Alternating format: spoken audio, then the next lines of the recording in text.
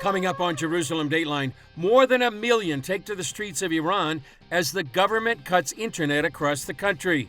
And President Trump threatens Iran with hell if it kills protesters. Plus, escalating violence in Allepo, where the Syrian army may be attacking the Kurds. And Gordon Robertson interviews Israeli ambassador to the UN, Danon. All this and more coming up on this edition of Jerusalem Dateline. Hello and welcome to this edition of Jerusalem Dateline. I'm Chris Mitchell. The protests in Iran may have come to a tipping point. Millions are now pouring onto the streets, and the spread of the protests gives some hope that the nearly 50-year Islamic dictatorship may be headed for collapse. Here's the latest on this and other stories. From Isfahan to Tehran and all of Iran's 31 provinces, millions of Iranians are calling for the overthrow of the regime and death to the dictator. President Trump posted on Truth Social that more than 1 million rallied in the streets of Iran's second largest city, forcing regime forces to leave. In some cities, protesters are attacking police headquarters and the dreaded Bajij, the shock troops used by the regime to quench the protests. So far, more than 2,000 protesters have been arrested and dozens killed. The U.S. State Department is publishing posts in Persian to the Iranian people with President Trump's statement that if the regime kills protesters, the U.S. will intervene. In an attempt to smother those protests, the regime is shutting down the internet, and some reports are emerging of massacres by government forces during the blackout. Despite the internet shutdown, the momentum of the movement seems to be escalating. Exiled Crown Prince Reza Pahlavi issued a call for action for yesterday and today. Starting precisely at 8 p.m. wherever you are, whether in the streets or even from your own homes, I call on you to begin chanting exactly at this time. Based on your response, I will announce the next calls to action. Many say Iranians are now looking to Pahlavi. They are chanting the final battle. This is more important because they are chanting this is the final battle. Pahlavi will return because it's a clear vision. They want Islamic Republic overturned and they want a Pahlavi regime back.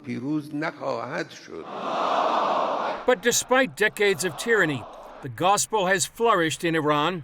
Hormoz Shariat of Iran Alive Ministries telling CBN's The Global Lane how the word is spreading. Every year, Gary, every year, I said things in Iran cannot get any worse. And then it does. Then spiritually, I say this cannot get any better. People in Iran are so open to the gospel. And then it gets better. If you look at the number of salvation, if you look at our curve of number of people who have come to salvation, it starts small 25 years ago, but it's growing exponentially. It's amazing. The curve jumping. The number of people coming to Christ is growing exponentially. CBN President Gordon Robertson also spoke with the Israeli ambassador to the UN, Danon, for his read on what's happening in Iran. Here's an excerpt from their conversation on CBN's The 700 Club. Well, Israeli ambassador to the United Nations, Danon, joins us now from New York. Welcome back to the show. Thank you for having me again, Gordon. Let's talk about Iran, and we've seen protests over the years, and I thought at one point we would see a change in the government, but then they unleashed snipers on the protesters and effectively shut it down. Is this one for real? Are we really going to see a change in the government? We definitely hope so. You know, we look at what's happening in Tehran and other cities, and we are saying directly to the people of Iran, we hear your voices, we feel your pain, we share your hope for a better future, and we know that, you know, the people of Iran, they suffer from this regime, and they are courageous, they are brave, they are paying a very painful price for their freedom, and we hope that for now we will see a change. But you know, Gordon, we actually hope that something will change after the successful operation of Israel and the US against the nuclear site in Iran, that the regime will change course, will get the message. But unfortunately, it didn't happen. They continued with the will to build ballistic missiles and the desire to obtain nuclear capabilities and taking the resources from the people of Iran in order to build weapons of mass destruction. So, we are watching what's happening. The U.S. watches what's happening, but also the people of Iran, they are fed up with that. Well, I read a report this morning that there's now a war council in Iran, and they are actively talking about launching some kind of preemptive strike against Israel. Is that intelligence accurate? Is that report accurate? What is Israel seeing Iran doing in terms of rebuilding both ballistic missiles and nuclear weapons? We have no intention for escalation. We are a peaceful nation. We have no border with Iran. We have no disputes with them. But unfortunately, we see what they are doing and their desire to build weapons that can destroy Israel. And it's not only the nuclear. It's very important to understand that, I think we were very successful pushing back their nuclear capabilities. But if they will be able to build their ballistic missiles capabilities, that's a problem by itself. When you have 1,000 ballistic missiles and you aim them into one location in Tel Aviv or Jerusalem, it's harmful. It's even at the same damage as a nuclear bomb. So we cannot take that risk. We follow very carefully what's happening there, and we are determined not to allow them to obtain those capabilities. In our report, we mentioned that whole cities had been taken over by the protest movement, calling for governmental change. Are you seeing that? Is that a reality on the ground? I think they are fed up with this regime, and it is about time that we will see a change. They deserve better. Now it's winter time in Tehran. They don't have heating. Think about the babies in Tehran that suffer because of this regime. They don't have formula for the babies. They suffer. And the regime takes the funds and the money and the resources in order to send it to the proxies. So they send billions of dollars to Hezbollah, to the Houthis, to radical proxies, rather than invest it in the people of Iran. Well, let's turn our attention to Venezuela. Delcy Rodriguez, the interim president, called the U.S. military action removing Maduro a Zionist attack. Is that a surprise to Israel? It was a surprise to me. Why is she blaming Israel for this? Well, it's easy to blame us every time. We are not involved in what's happening in Venezuela. We think the decision of President Trump was a strong decision, a brave decision. I see the UN, the silence of the Secretary General, and I think President Trump is leading the free world, and we commend him for that. But, to blame us or to think that we were behind it, it's science fiction. But you know what? Maybe it is about time to reveal the connection between Tehran and Caracas and the flights that used to go every week between Iran and Venezuela. And we know that they were smuggling weapons and they collaborated together. So I think they hope also for the people of Venezuela for a brighter future. Yeah, I remember reading that there were direct flights between the two countries, and it just boggled my mind that there would be that kind of traffic between them. Rodriguez has been reported to be in business with some Lebanese citizens. Is that part of Hezbollah? Is that how deep Hezbollah has become in Latin America? Well, we know that Hezbollah, they used to train in Venezuela. There is a collaboration between Hezbollah, Iran, and the Venezuela regime. So they are not innocent. Also, you have to realize that Hezbollah is getting a lot of funding from smuggling drugs. And so they have a lot in common, those bad guys. But I think we see the change. We push back Hezbollah in Lebanon. President Trump, is making changes in Venezuela. And I think the Iranians, they look around them and they realize that, their proxies are getting weaker and weaker. And that's a good sign for the beginning of 2026. Within the past few days, the Syrian army has attacked Kurdish neighborhoods in the Syrian city of Allepo. U.S. Ambassador and Special Envoy for Syria, Tom Barak, posted on X that the U.S. is following the developments with grave concern. Reportedly, a temporary ceasefire has been arranged, but Israeli Minister Amichai Chikli is accusing the Syrian army of the same tactics it is used against other minorities, and posted on X. After the Alawites and the Druze, al-Julani's jihadists, backed by Turkish drones, are now carrying out ethnic cleansing against the Kurds in the city of Allepo. Erdogan is ISIS. CBN News talked to Pastor Nihad Hassan, who reported Syrian forces have surrounded 2 Kurdish neighborhoods and is concerned they may be overrun. He says imams are encouraging the forces that if they kill Kurds, they will be rewarded in heaven. He says these Syrian forces are the same jihadist forces who fought the Assad regime, but have simply changed their uniforms. On Facebook, Pastor Hassan appealed to the governments of the world to intervene and, quote, stop the massacres taking place in my neighborhood. The footage from Iran right now raises the question we're all asking. Is regime change finally here? Gary Lane from CBN's The Global Lane spoke with an Iranian insider for his perspective. Here's an excerpt. Joining us to share some insights is the founder and president of Iran Alive Ministries, Hormoz Shariat. It's good to talk with you, Hormoz. So what are you hearing from people inside Iran about the Venezuelan raid? Because I'm sure the Iranian leadership is concerned. There are reports circulating that the Ayatollah is preparing an escape plan just in case he's forced to flee to Moscow or somewhere else. Of course, yeah, we are in touch with the people of Iran. As a 24/7 broadcast, we go over the heads of the mullahs into people's homes and they respond to us. So we are daily in touch with the people of Iran. And I see a new hope in the people of Iran. But you're asking about the government. The government of Iran is very fearful. The side of the fear has changed. People used to be afraid of the government. Now, the government is afraid of the people. And with what happened in Venezuela and what Trump said, that if you attack, if you kill the people, I will come to the rescue, the leadership in Iran is very afraid, even more afraid, because they attacked the army commanders in June, in the war, they attacked Iran. So when Trump says, I will defend them, it could mean that for the first time ever, he will attack the clerics. Not even one cleric has been killed over all these years. Yes, he could have done it back in June, and he did not.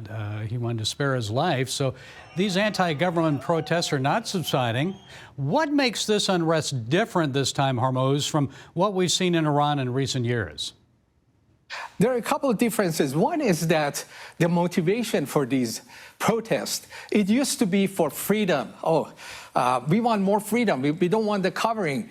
But this one is not for freedom. It's for bread. They're not saying, where is my vote? They're saying, where is my bread?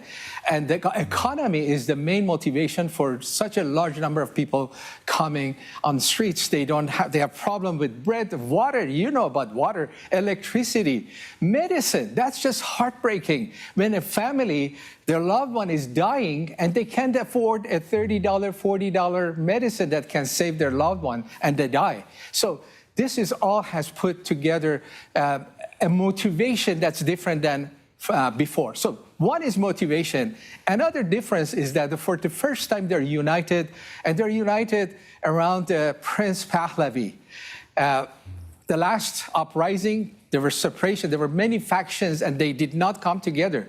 The opposition did not come to peace with each other. They did not unite. But right now, no matter who, people of Iran are choosing him as the center of unity.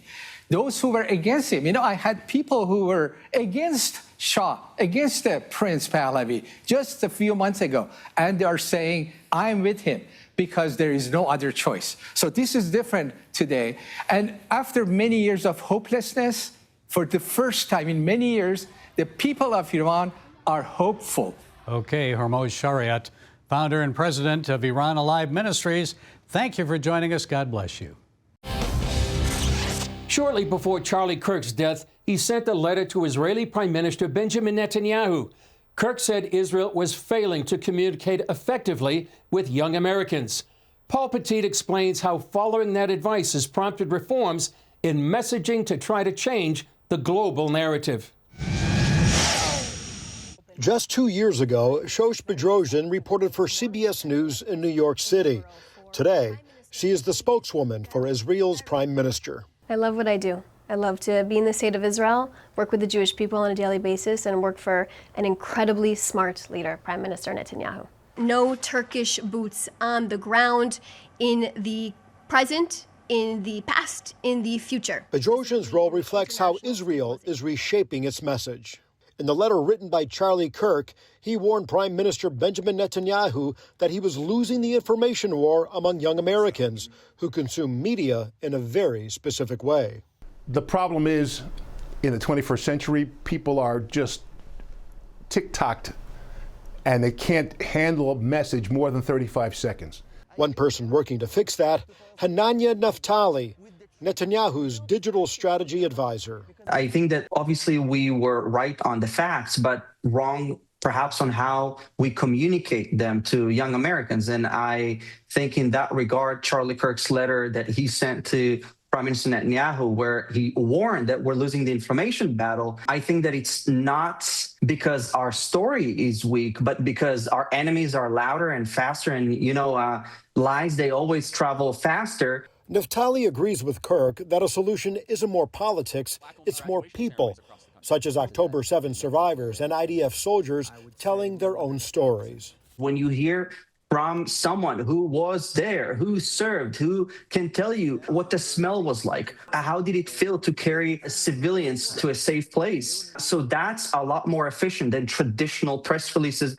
Bedrosian, a millennial, brings a new approach to daily briefings for the Prime Minister's office, with rapid responses that sometimes previously lagged behind. We do this for transparency reasons, because that's who we are. We talk about facts, we talk about the truths, and we work to dispel what we see in the media on a daily basis.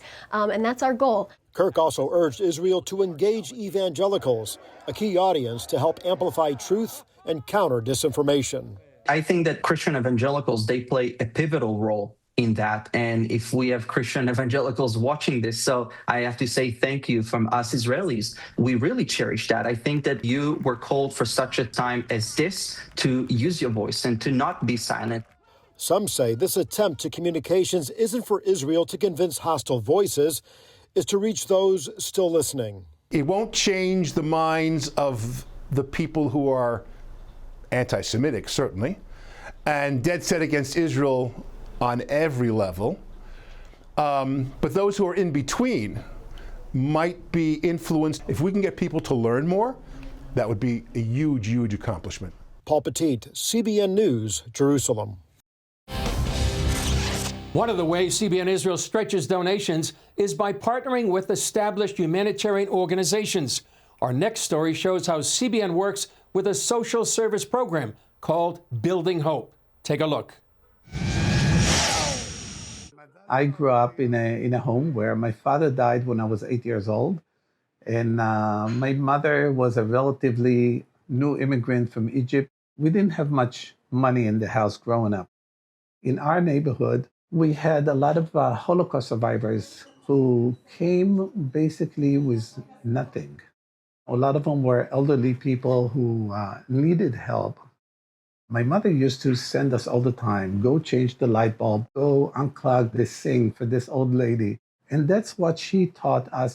We're not poor, but there are people who are poor, and we need to help them.